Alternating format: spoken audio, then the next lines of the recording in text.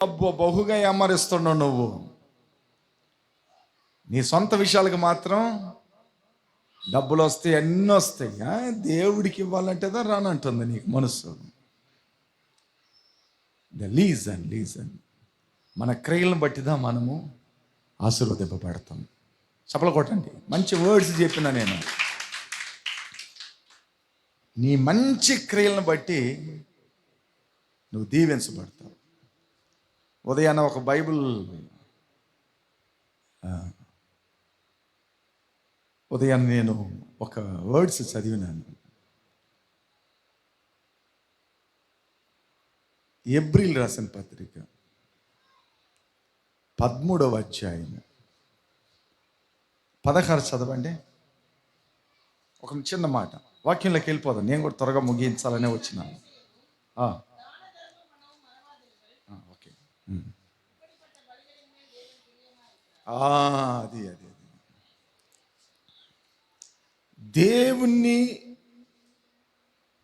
దేవుడు నిన్ను చూసి సంతోషపడాలంటే, నిన్ను చూసి సంతోషపడాలి. దేవుడు పాల్ డేనియల్ని చూసి సంతోషపడాలి.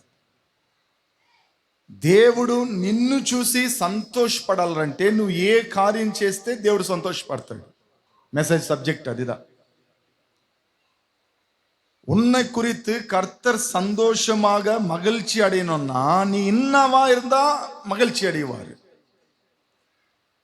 నిన్ను బట్టి దేవుడు సంతోషించాలంటే నువ్వు ఎలా ఉండి ఏం చేస్తే దేవుడు సంతోషించబడతాడు. భార్య సంతోషపడాలంటే ఒక చీర తీసిచ్చి, ఒక స్వీట్ బాక్స్ తీసిచ్చి, ఇంటికి కావాల్సింది తెచ్చిస్తే భార్య పురిసిపోతుంది. భర్త సంతోషపడాలంటే ఆయనకి కావలసిన అన్నము చేసి పెట్టి భర్తను ప్రేమతో పెడితే భర్త మురిసిపోతాడు. పిల్లలకి 4 రూపాయలు డబ్బులు ఇచ్చి పలానా వస్తువు కొనుక్కొండ్రా అంటే పిల్లలు మురిసిపోతారు. అంతే కదా. మనుషులను సంతోషపెట్టే విషయాలను మనం చేస్తున్నాం, ఎవరెవరిని ఎలాగ సంతోషపెట్టాలన్నది. అయితే నీ దేవుడు నీ యందు సంతోషపడుతున్నాడా? నిన్ను బట్టి దేవుడు సంతోషపడుతున్నాడా అన్నది నువ్వు ఆలోచన చేయాలి. உன்னை குறித்து கர்த்தர் சந்தோஷம் அடைகிறாரா? அதை தெரிஞ்சுக்கணும். அதுக்காக தான் நான் சொல்றேன். ஓகே, இப்போ நீங்க அந்த வசனம் படிங்க. ఆ మాట చదవండి. ఓకే, ఏప్రిల్ 13:16 కదా చదువుతున్నారు. తెలుగులో ఒకటి చదవండి. చదువురా పాల్, చదువు. 13:16 ఉపకారమును ధర్మము చేయ మరిచిపోకుడి, అట్టి యుగములు దేవునికి ఇష్టమైనవి. దేవునికి ఇష్టమైందంట అది. ఏది? మనం చేసే ప్రతి ఉపకారములు, ధర్మకార్యాలు ఎవరికి ఇష్టమంట? అప్పుడు దేవుడికి ఇష్టమైంది నువ్వు చేస్తున్నావా? నువ్వు లాక్కునేదే చూస్తున్నవే కానీ వాళ్ళ దగ్గర వీళ్ళ దగ్గర తీసుకొని తినేదే బతుకైంది కానీ ఉపకారాలు చేసేది ఉందా? నేను ఒక అన్యుడైన కొర్నేల్ గురించి ఈ మాట చదవగానే కొర్నేల్ గారు గుర్తొచ్చాడు. బైబిల్ ఉండే కొర్నేల్, మీ ఇంటి పక్కన ఉండే కొర్నేల్ కాదు, బైబిల్ ఉన్న కొర్నేల్ గారు గుర్తొచ్చాడు.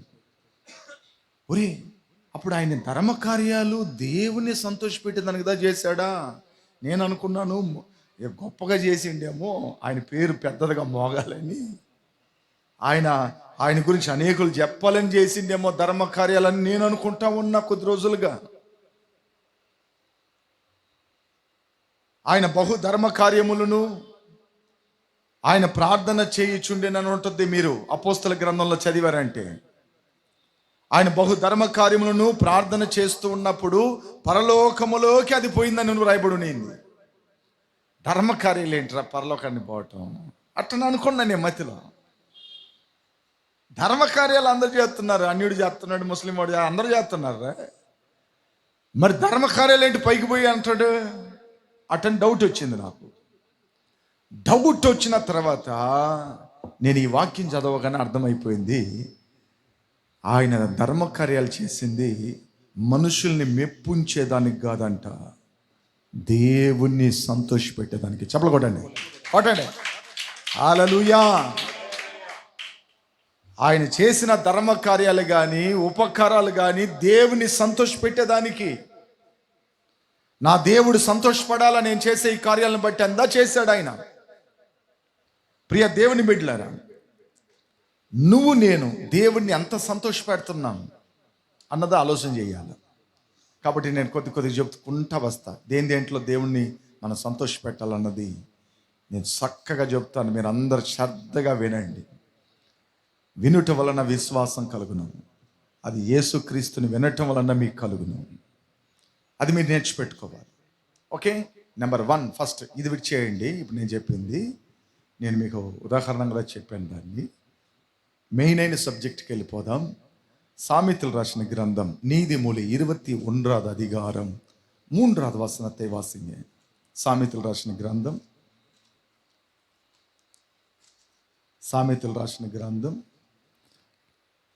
21:3.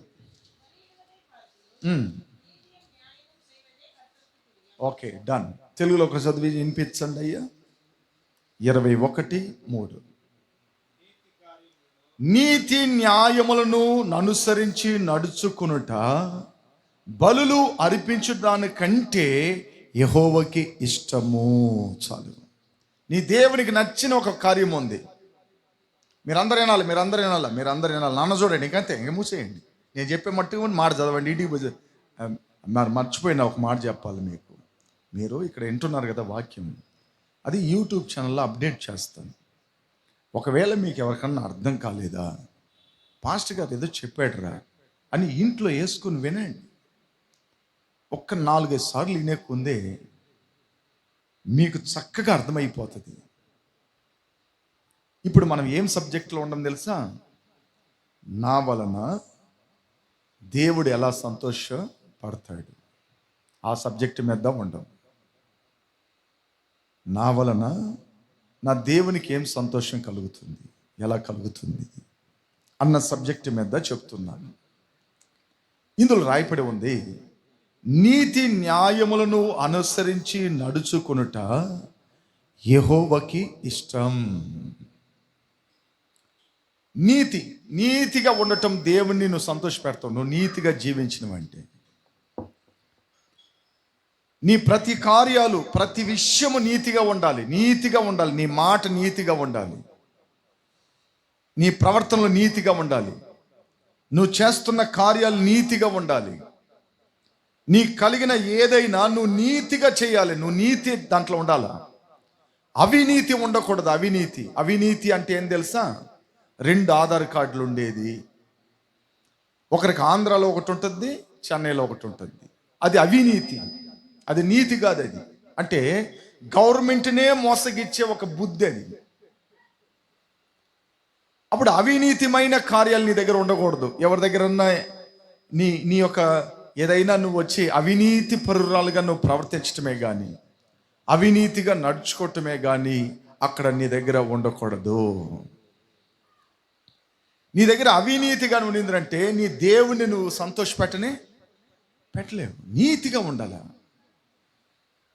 నీతి అనేది ఉండాలి, తప్పనిసరిగా నీతి ఉండాలి. ఇప్పుడు బస్ ఎక్కి నువ్వు ఎవరు కండుకోరలేని టికెట్ తీయకుండా పోయినావంటే అది అవినీతి.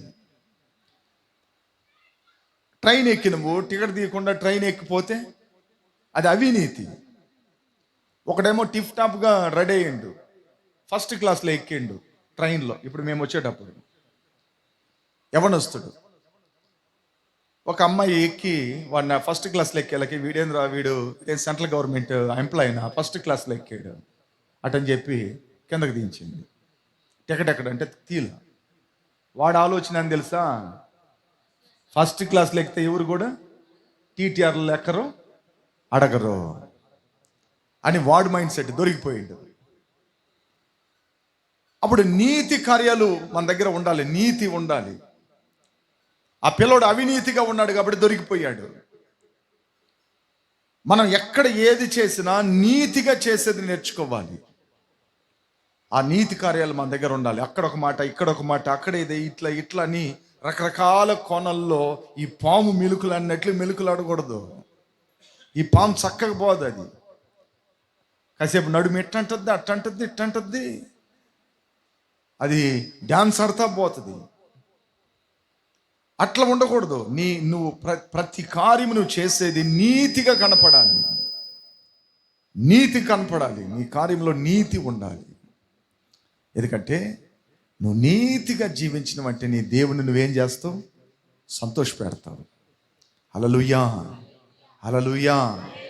నేను ఎందుకు చెప్తున్నా ఈ మాటలంటే, నేను ఎన్నోసార్లు ఆలోచన చేస్తున్నాను. ప్రభువా, ఈ లోకము నీతికి న్యాయమైంది కానీ కాదు నాయనా. నేను నీతిగా ఉండాలనుకుంటున్నాను. ఈ నీతి ఎక్కడ చల్లలేదు నాయనా. అవినీతిదా ఎక్కడ పోయినా నమ్ముతున్నారయ్యా. ఎక్కడికి వెళ్ళినా అవినీతి నమ్ముతున్నారు. 4 మాటలు ఒత్తాయి చెప్తే నమ్ముతున్నారయ్యా. నేను నీతిగా ఉండటం అన్నాను నేను. ప్రభు అన్నాడు, నువ్వు నీతిగా ఉంటేదా నువ్వు నన్ను సంతోషపెట్టగలుగుతావు. అప్పుడు నువ్వు నీతిగా జీవించేది నేర్చుకోవాలా. నీ ఇంట్లో, నీ పనిలో, నీ సంఘములో, నీ కలిగిన మనుషుల దగ్గర, అందరి దగ్గర నీతిగా ప్రవర్తించాలి. ప్రతి కార్యంలో నీతి ఉండాలి. ఆ నీతి లేకపోతే కష్టం. ఎవరి దగ్గర ఏదన్నా తీసుకున్నవా తిరగా ఇచ్చేసేయి. ఎవరి సొమ్మన్నా మన ఇంట్లో ఉందా తిరగా ఇచ్చేసేయి. అది నీతి. మా దగ్గర కూడా ఇలాంటిది ఒకటి ఉంది అని చెప్పకూడదు. ఇలాంటిది చెప్పకూడదు. ఒకసారి పూట మిస్ అయింది. పూట మిస్ అయితే తాళపు చెవి ఎక్కడో పోయిందిలే, పాస్టర్ కొనుక్కుంటాడులే అట్లని భాగ్యమ్మ గారు అనుకోలే. వెంటనే 500 రూపాయలు ఇచ్చింది. నాయన, ఒక చక్క పూట తెచ్చిపెట్టాను. అది భద్రంగా ఎత్తిపెట్టి ఉన్నా, కొనాలా అని. ఒక చక్క పూట తెచ్చిపెట్టినాను అని. ఒకసారి ఈ బ్యాటర్స్ వచ్చి వేసిపోయినాను. వాళ్ళు అంటే 16 గంటల సేపే ఛార్జర్ వేయాలి. దాని పైబడి వేస్తే బ్యాటరీలు పోయేస్తాయి. ఇప్పుడు నేను ఇంటికి పోయేటప్పుడు వేసేసిపోతాను. ఈ బిల్డింగ్లో చెప్తాను. కింద చెప్పాను, కవికుమార్ అని బ్రదర్ను ఉన్నారు కదా, ఆయన దగ్గర చెప్పాను, బ్రదర్ நீங்க காலையில் வேலைக்கு போகும்போது ஆஃப் பண்ணிடுங்க, ஏன்னா 14 மணி நேரம் தான் அது యూస్ ఆగను అని చెప్పేసేసి వెళ్ళిపోగానే ఆయన మర్చిపోయాడంట. సాయంత్రం మళ్ళీ నేను వచ్చేటప్పుడు ఆ స్మెల్ వచ్చేసింది. ఆ బాగా లోపల బ్యాటరీ బాగా హీట్ అయిపోయి ఫెయిలర్ అయిన స్మెల్ వచ్చేసింది. వెంటనే ஐயா என்ன என் ஸ்மெல் வருது போயிடுச்சியா, நீங்கள் உங்களை அதனால தான் உங்களை ஆஃப் பண்ண சொன்னாங்க. వెంటనే కవికుమార్ గారు ఏం చేసింది తెలుసా? జోబులో ఉండే డబ్బు తీసి ఇచ్చాడు, బ్యాటరీలు కొనుక్కోండి అయ్యా అని. నీతి అది. ఏంది నీతి? అది గమ్మక్కంగా ఉంటుంది తెలుసా. వాళ్ళ దగ్గర నీతి ఉండదు. చూస్తా అట్నే ఏముంటారు తెలుసా, నీతి ఉండదు. మన నీతి ప్రవర్తన కలిగిన వాళ్ళమై ఉండాలి. ఒకసారి ఒక వ్యక్తి నాకు గూగుల్ పే చేశాడు. నాకు ట్రాన్సాక్షన్ చేయని చేతకాల. వినాలి అందరు వినాలి. ట్రాన్సాక్షన్ చేయని చేతకాల. నాకు ఫోన్లో ట్రాన్సాక్షన్ చేయని చేతకాల. డబ్బులు పంపించాడు. అన్నా రూపాయి పంపించిన అన్న కరెక్ట్గా అకౌంట్లో కూర్చొని ఇందా చూడన్నా నీడు. ఈఎంఐ కట్టాలి నా బండికి, అందువల్ల నాకు ట్రాన్సాక్షన్ చేయించి చేతకాలిదిరా, నేను నీకు డబ్బులు ఇచ్చేస్తాను, నువ్వు నాకు పంపించరా అన్న. ఆ పిల్లోడు ఆ పని చేశాడు. కరెక్ట్గా 2500 రూపాయలు నా అకౌంట్కి ట్రాన్సాక్షన్ చేయంటే ఫస్ట్ రూపాయి పంపించాడు. భాగ్యనాలు మీరు అందరూ. రూపాయి పంపించేలాకే చెక్ చేసుకున్నా. ఒరే వచ్చిందిరా బాబు అన్న. అన్నయ్య మిగతా బ్యాలెన్స్ పంపిస్తానన్నా అన్నాడు. వెంటనే పంపించేశాడు. ఆ అకౌంట్ లోపలికి పంపించాడు. నేనేం చేసిన తెలుసా, వేరే అకౌంట్లో నుండి 2,501 రూపాయి ట్రాన్సాక్షన్ చేసిన. మీకు అర్థమవుతుందా? అతను పంపించిన రూపాయి కూడా నాకు పంపించిన తర్వాత అతను అన్నాడు, అన్న ఎందుకన్నా రూపాయి పంపించారు? ఒరే వద్దులేరా, అది నీ డబ్బులే కదా అని ఆ రూపాయిని కూడా తిరగ పంపించేసిన. నీతి కార్యాలు ఉండాలి, దాన్ని బట్టి దేవుడు నిన్ను సంతోషపడతాడు. నీ దగ్గర ఎంత డబ్బులు ఇస్తే దాన్ని అట్నే ఖర్చులు పెట్టేది, అడగరలేని వదిలిపెట్టేది, ఇష్టానుసారంగా ఉండేది. నీ ఇంట్లో కానీ ఉద్యోగంలో కానీ ఎక్కడైనా నీ నీతి ప్రవర్తన నీ దగ్గర ఉండాలి. నీకు ఎంత ఇచ్చారో ఖర్చు అయింది, మిగతా తీసుకెళ్ళి ఇచ్చేసేయాలి అక్కడ. అలాంటి కార్యమును కానీ నీ దగ్గర ఉండిందంటే నీ దేవుని నువ్వేం చేస్తున్నావు అంటే సంతోష పెడతావు. నా బిడ్డ చూడు ఎంత నీతిగా ఉంది. మీరు బైబిల్ నాకు అక్కడక్కడ 2-3 భలే నచ్చుతారు. నాకు దేవుణ్ణే బలి అడుగుతారు. వాళ్ళు ఏమని అడుగుతారు తెలుసా? హిజ్కియా అడుగుతాడు. ఏమని అడుగుతాడు? యెహోవా నా దేవా. చదివేద్దాం, అప్పుడుదా మీకు అర్థమవుతాయి కదండి.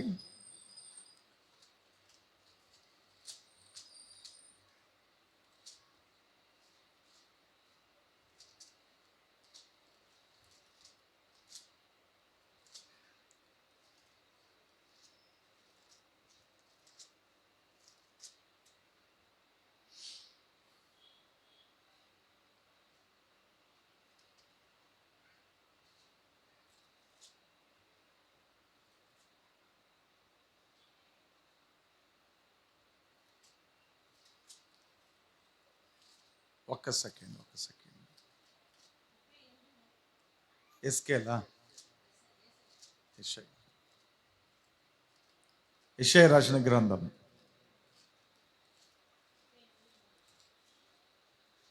38:3.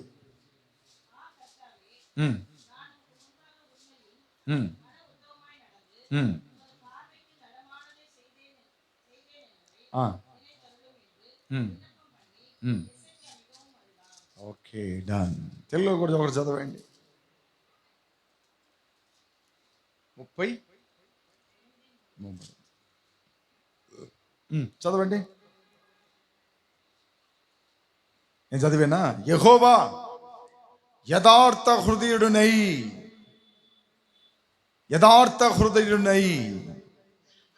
సత్యముతో నీ సన్నిధిలో నేను ఎట్లు నడుచుకుంటునో. నా மாதிரி சொல்ல முடியுமா நம்மளால? హలో, உங்களை தான் கேட்குறேன். నువ్వు చెప్పినవంటే ఆడన్నా ఇరుక్కుంటావు పోయి.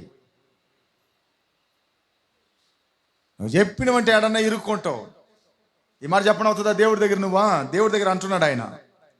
హిజ్కియా అంటున్నాడు, యెహోవా యథార్థ హృదయుడునై. ఎప్పుడు ఏది దాచుకోకుండా నేను మంచిగా యథార్థంగా మాట్లాడినా అట్లా అంటున్నాడు. సత్యముతో నీ సన్నిధిలో నేను ఎట్లా నడుచుకున్నాను. సత్యంగా అంటే నిజంగా డూప్లికేట్ కాదు, అబద్ధం కాదు, నాటకం కాదు, అవి కాదు, ఇవి కాదు. సత్యంగా నిజంగా నేను ఎట్లా నీ సన్నిధిలో కరెక్ట్గా నిలబడుకున్నా అంటున్నాడు. అట్లా అనేసి అంటాడు, నడుచుకుంటునో నీ దృష్టికి అనుకూలముగా సమస్తము నేను ఎట్లా జరిగించి తినో.